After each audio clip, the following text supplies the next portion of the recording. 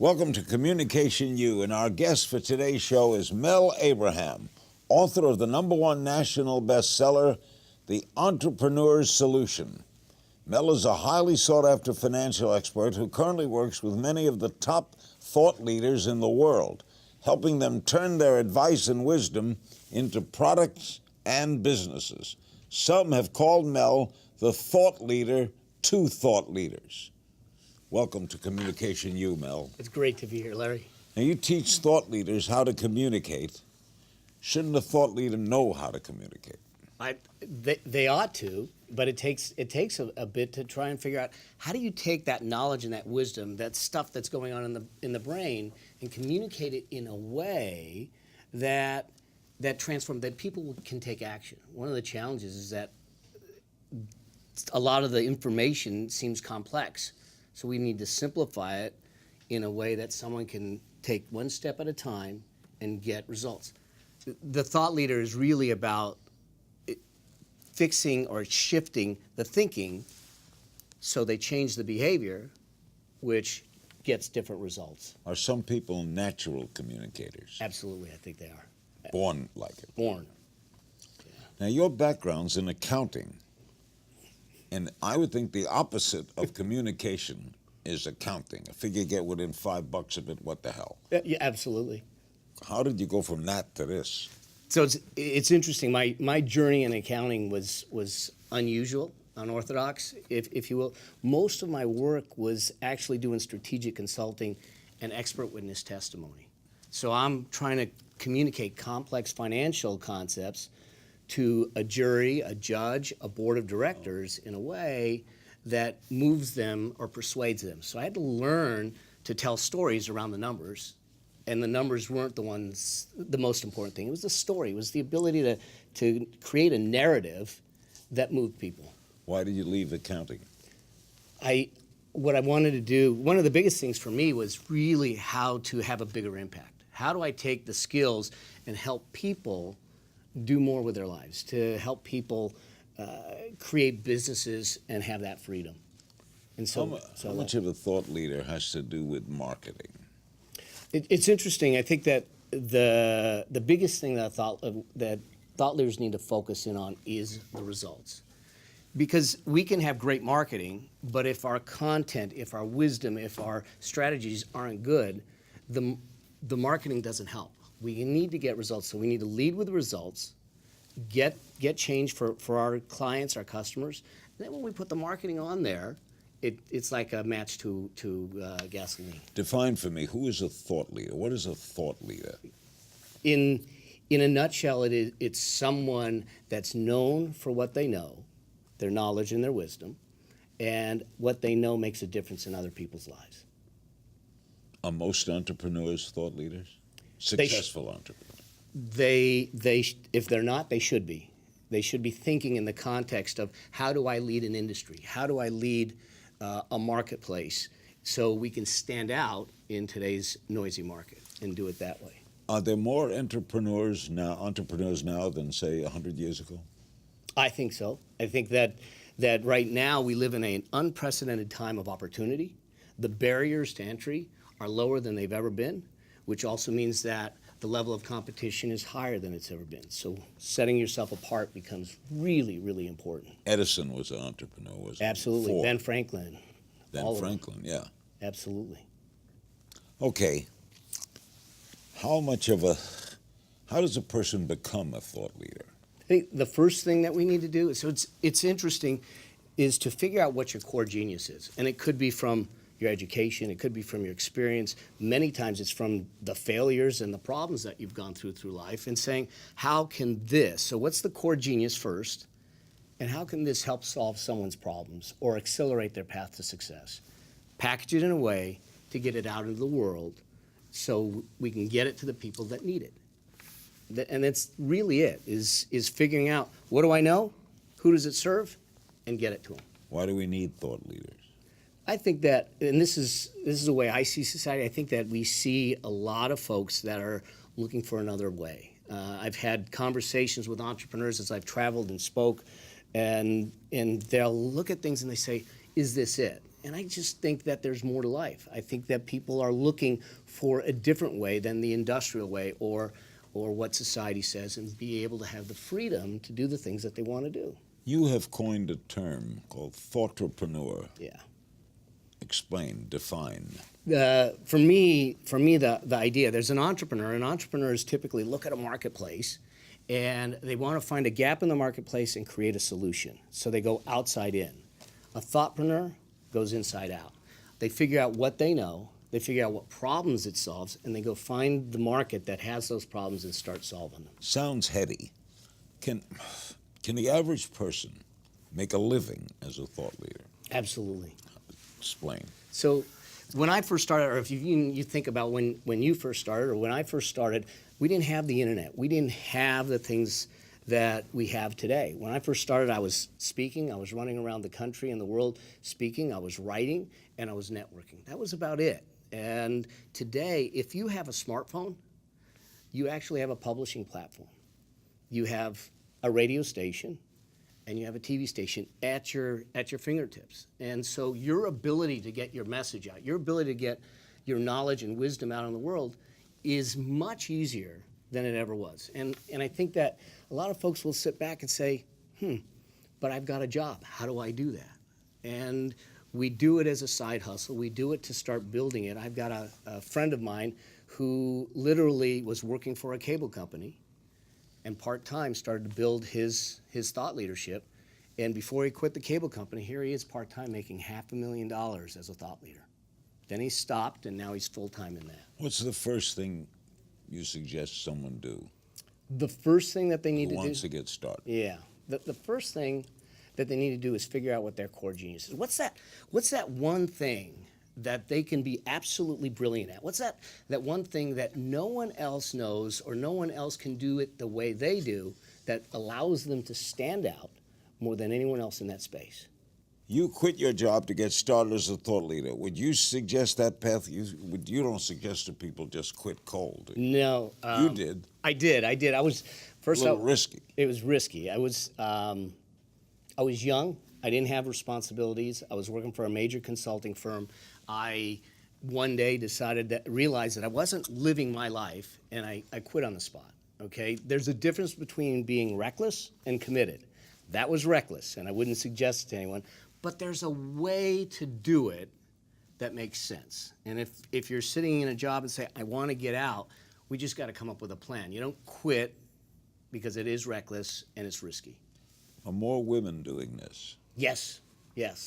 And doing it extremely, extremely well. And I think that it allows them, especially, they bring a whole different slant to understanding people. Their level to communicate in many cases is vastly different than Venus and Mars. Absolutely.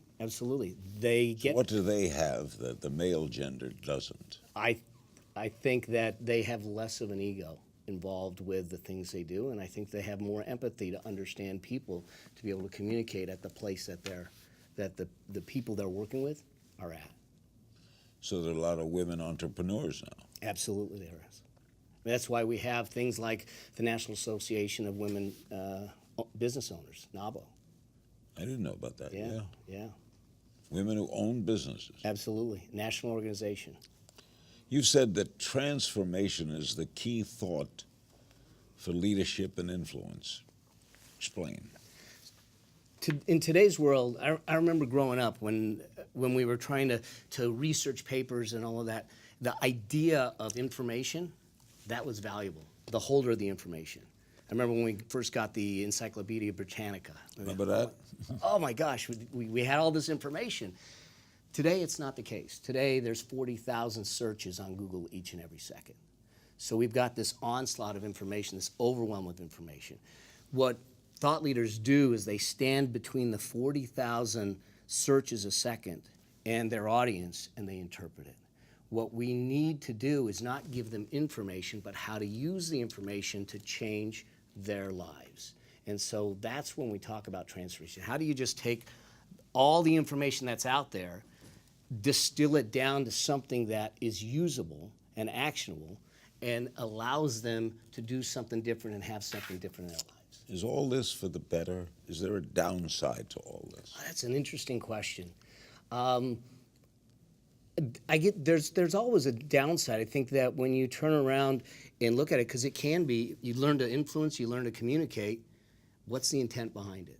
And if the intent, in my perspective with all thought leaders, is our intent should be to serve. In all entrepreneurs, I've been known to say from the stage and everything that the purpose of every business is to improve the human condition. And when we improve the human condition, the profits become the byproduct of it. But when we focus just on the profits, and this is blasphemy for an accountant to say, but when we focus on just the profits, then we tend to, or we have the possibility of forgetting the human part of it and taking care of the people. And so I think that the intent behind what we do becomes really, really important with how we show up in the industry, how we show up in the market. Will this product help people? Absolutely. If money comes from it, fine. But first, will it help? That absolutely has to be the premise, is that what we're doing is to improve their lives, to make things better. And then everyone wins. So if the first guy invented the supermarket, which put the small grocer out of business, made it easier for the shopper. Yeah, it did. It harmed some of the small stores, but it did. So we can say, if no one ever invented an airplane, no one would have ever died in an airplane crash. Exactly. So some negatives occur, but Certainly. you have to go with the positives. So transformation is a key. It absolutely is a key. What drives you? Oh gosh, for me, first is my wife and my family, and second is primarily focusing on how do I help people see life in the world of possibility. So often I hear people looking at their lives and saying, this is it, and they feel like they're serving time. Let me just get to the end of my days and then I'll enjoy life. It's about living a life of meaning, and that meaning comes from doing something that matters and something that's near and dear to our heart, and we have that opportunity to position ourselves as experts and thought leaders to get what's meaningful to us out in the world, so we feel more fulfilled on the journey and not looking for some destination. And I think that's really what fuels me. Is all of this tougher for the young people? Is this age, all this information, is it harder for them or easier? I think on one side it's easier because they understand the technology. They know how to use it. 4 years old, they do. Absolutely. I mean, they know swiping and everything. On the other side, I think that it's a little more difficult because their level of patience, their level of discipline, their level of determination to go through it and do the work. I mean, I think about let's just look at you. You started doing this in the 50s. You ran a lot of miles. There's a reason that you are a thought leader, that you are a pillar in broadcast journalism. And it's because you did the work. And I think that in some situations, the youth aren't prepared to do the work. But the first thing was that I loved it. Absolutely. So the successful entrepreneurs always love the product. Do they? Do they? They should. I say that we need to love what we do, not necessarily do what we love. Love what we do. I've heard this saying where they say, follow your passion and the money will follow. And it's not true. What we really need to do is say, how do I create value in someone's life with my passion? Then the money follows. My wife invented a method of hair extensions because of things she had, I guess, with her own hair or seeing friends do, and did very well and made a lot. But her first thing was the passion of making the hair look better, right? Yeah, That's absolutely. the first thing that drives you. That's what's going to get you through the tough times. That's what's going to get you to invest the time and do the work, to take the time to say, I got to learn this, I got to do this. I mean, I built my businesses because I dedicated myself to do it. What are some of your businesses? First was the CPA, the consulting work, which literally to become an expert witness, I was literally up all night reading court cases to prepare for it. And at the time, you had to convince a jury. I had to convince a jury, and I had to be prepared. And during that same time, I was a single full-time dad. So I had to balance it and make sure that it worked. The nice thing about it is that in this space, when you position yourself as a thought leader, you're no longer seen as a commodity. I came from the accounting world where they say, what's your hourly rate? Well, that's a commodity. But when someone hires you as the expert to save their baby that's going to trial, they're willing to pay you whatever it takes, which leveraged my time to allow me to have the time that I needed to be the dad that I wanted to be. Give me some tips of advice for someone starting out as a thought leader. So the first thing I typically do with someone that wants to start out as a thought leader is let's figure out what you know. Let's figure out what that core genius is. And does it come from your education? Does it come from your expertise, your experience? Does it come from the tragedies or the challenges that you've had in life? Let's figure that out. Now let's understand what solutions, what problems that those solve. But then the big piece is, how do you package it? And the true thought leaders, the Simon Sinek's of the world, the Seth Godins, the Brendan Burchards, the James Wedmores, all of them, they know how to extract it and package it in signature frameworks and proprietary processes that get consistent results for their customers. How do these thought leaders deal with failures? Because nothing goes smooth. No, it doesn't. Everything doesn't go smooth. No, it absolutely doesn't. And in today's world with in social media, the haters and trolls are out there every minute of the day. And so to be successful, we know that that's part of the journey. And we need to allow ourselves the opportunity to say, I still believe, and I need to figure out, what did I learn from the failure? What did I learn by this not going right? And not put everything on the line. I don't think that very few things in business are terminal. We can make mistakes and survive, and unless we come to it with a terminal attitude. So we look at it and say, what did I learn? How can I grow? What do I need to do differently? And we go at it again. There's an old Victor Bourget joke about his uncle. He said, my uncle invented a soft drink, and he called it 1-Up. Then he tried 2-Up, 3-Up, 4-Up, 5-Up, 6-Up, gave up.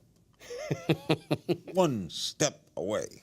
It's so true. Most of the time we are 1 degree off of success. I look at it and say, it's like the tumblers on a lock. If we can get our message right and our solution right and who we work with right, now the safe opens. But we got to keep experimenting with the combination. Look at, like an example of Jeff Bezos, Amazon. Sell books. Yeah. Did that in a garage. He did. An amazing story. But that had to be a dream. Mm-hmm. But he had to love what he was doing, right? He had to have faith in it. He did, and he had a vision. And I think that all along he had a bigger vision than just selling books. Obviously. Yeah. Yeah. And that drive, and then takes him, spins off, he buys the Washington Post, and you could be driven into this. You could also go nuts, can't you? You can. And I think that goes for any entrepreneur, what I call the entrepreneur's curse, because when you start to be successful, these opportunities come at you, and they're coming fast and furious. And the tendency is to go into what I call Sandbox Syndrome. Let me collect all the toys in the corner of the sandbox, even if I'm not going to play with them. But then what happens is we're distracted, we're deflected, and we're diluted. And we don't have the ability to focus on the things that are really important to drive the business forward. A lot of my work when I work with thought leaders and in businesses is really saying, no, let's put the blinders on. This is the plan, and until the market dictates we go somewhere else, let's not dilute it. We used to say in radio and television, the creative people always need the suits. We need the guy in that office who knows what's going on because we're just performing. So is it that tend to say creative people are not entrepreneurs? Like I'm not an entrepreneur. I never consider I'm a worker. I'm talented. I know what I can do. I know I like what I can do, but I can't balance a balance sheet. Well, I think that there's a balance. I actually would disagree. I think you are an entrepreneur. I think that you've pioneered things. You do things differently. The vision of... Yeah, I did the first national radio Absolutely. talk show, international television, but I never thought of myself as an entrepreneur. I guess I am. Yeah, absolutely. I think you are. But we need those surrounding ourselves with the skills that maybe aren't our strengths. What did you do when things went wrong? And things went wrong a lot. What I did is there's a few things I did. One, I had to lick my wounds and stop feeling sorry for myself. That's the first thing. Second was to then create a list of the lessons I learned. What did I learn? What am I going to do differently? And probably the third is I surround myself with colleagues, peers, and mentors that I could go to and say, help me through this. Help me understand. Help me, guide me if you've been here before, so I can step up and do this differently. What about personality? Can a shy person be a successful entrepreneur? Absolutely, I think they do. There's a lot of introverts that I know that are extremely successful entrepreneurs. They're very directed, they're very organized, and they're very methodical. Bill Gates is a little Absolutely. introverted. Yes. Yeah. So the personality doesn't factor. I think what factors is, are you a visionary or are you an implementer? So if I take someone who's got the big vision and tell them, here's the nails you got to nail in, here's the hammer you use and the wrenches you use, they're going to be miserable. But if I can allow the visionary to be visionary and have someone else go execute what they come up with, now it'll work. We need to put them where their strengths are. During the time of Lincoln, we had the patent office. And a senator suggested that we close the patent office because everything invented has been invented. Will we always have new things? I think that we will always have new ways of thinking, and we will have, I think that we've got new things because technology and progress still happen. Yet at the same time, some new things are going to come about by combining old things. If you look at Zipcar was a combination of mobile technology, car rental, and transportation. It wasn't anything new, but it was taking pieces that were out there and reconfiguring them to serve a different market. So these entrepreneurs are basically saying, why? Why not? Oh, without a doubt, I think they ask themselves, why not a lot? And they say, what if it were possible? What if it were possible? And they live their lives like the children that, as we were growing up, the vast possibility that existed as we were growing up, as we're playing. If you asked a child and said, what do you want to be when you grow up? They don't give you one thing, they give you a list. And I think that entrepreneurs come at life and come at their calling, if you will, with that spirit. What if it were possible? But a lot of people are woulda, shoulda, coulda, right? Why didn't I think of that? Why did he do it? Why couldn't I have done it? So jealousy or envy plays into it. Huge. Bronnie Ware wrote a book, The 5 Regrets of Dying. And Five Regrets of Dying? Of dying. She was a hospice nurse. And one of the key regrets, she said, was that they didn't have the courage to live the life that they wanted to live. And I look at it and I go, wait a second. We're in our last days of our life, and that's the realization that I lived someone else's life? And I think that's a travesty. And so what I'd rather do is say, here's a parade of failures, but at least I tried. At least I tried. There's no regret. That's courage. Yeah, it is courage. It's courage to try. Yeah. But do they think about it? They don't think about it as courage, do they? The entrepreneur, the thought provider, the thought leader? I don't think they do. I think that they come from a place of service. They know that there's a calling for them to go out and make a difference to a group, to a community, to a society, to a movement. And that's what's drawn. And it's a duty, it's a responsibility, it's a calling. And I think that's what it is. And when they own that space, then they need to step into it. And I used to have, one of my businesses was a martial arts studio, and I used to tell the kids, it's not about the job description. It's not about it. The question we ought to ask is, do I have the ability to make a difference? And if I have the ability, then it is my responsibility. It's not based on the title. So we don't walk by a piece of paper. We don't walk by a fallen person. We help. I met the people in the Mars family who make all the Mars candies, Snickers. I said, how'd you come up with M&Ms? And they said they wanted something that was chocolate but wouldn't melt, that was small, and they had that cap put on top of it, and it doesn't melt. You can put them in your hand, they don't melt. Now that was genius. Absolutely. And that product is famous around the world. Yeah. But that was simple when you think about it. Now they had to find a machine to make it. Yeah, without a doubt. A lot of the ideas can be simple. We overcomplicate it. You know, all we're doing is all of that. Don't get me gone on candy because I got a sweet tooth. So, I mean, like Reese's, peanut butter and chocolate. Oh, my gosh. Yeah, who thought of that? Yeah. Guy named Reese, I guess. Yeah. But a lot of times you're rolling dice, aren't you? You know, it's interesting because I think a lot of people will look at you. I know some people, I'm flying and I'm sitting next to someone and they say, you know, what do you do? I say, I'm an entrepreneur. And they want to look at you and go, ooh, is it contagious? Like it's some sort of disease. And they'll say that an entrepreneur is a risk taker. And I actually would argue that it's not a risk taker. They're risk mitigators. They're going to look at a market. They're going to look at the strategy. They're going to evaluate the alternatives. And they're going to look at what they do and say, let me test. And let me do some small tests first before I take it out in the marketplace in a big way. And so we do mitigate the risk. And I think that's the key if we're going to be smart about it. Now, some folks say, I'm jumping off the cliff and let's go. It's not the way I would do it. Some person says I'm an entrepreneur, and the other person says you're out of work, right? That's like a consultant. Yeah, absolutely. Everybody's a consultant. Yes. Right. Do you find yourself anxious to help people? Yes.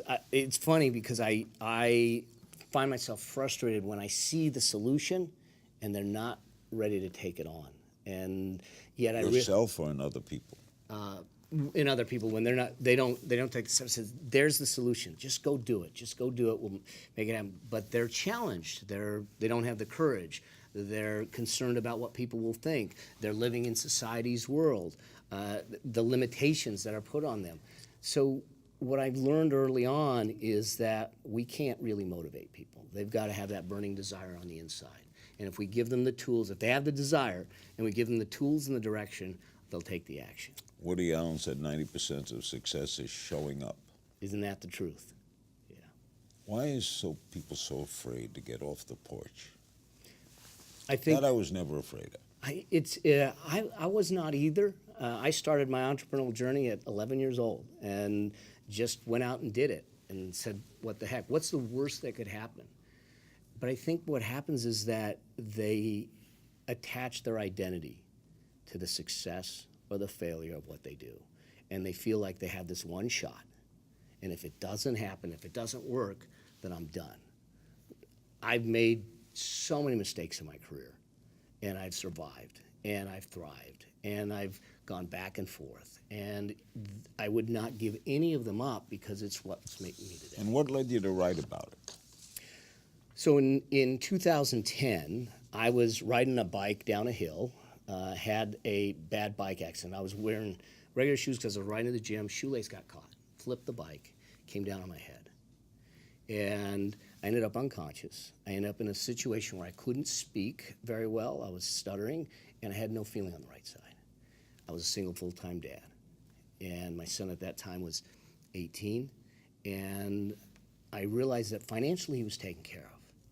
But did I give him the tools to really be the entrepreneur and live the entrepreneurial way? And that's when I sat down and started writing, because that book, The Entrepreneur's Solution, was originally a manual to him. So he understood how to live his life. Mel, you're a terrific guy. Thank you, my friend. Mel Abraham. That's it for me. Up next, Mel will do an exclusive Communication U training, sharing the secrets to stand out, get consistent results, and grow a lucrative business as a thought leader. Thanks for watching the show, and I'll see you next time.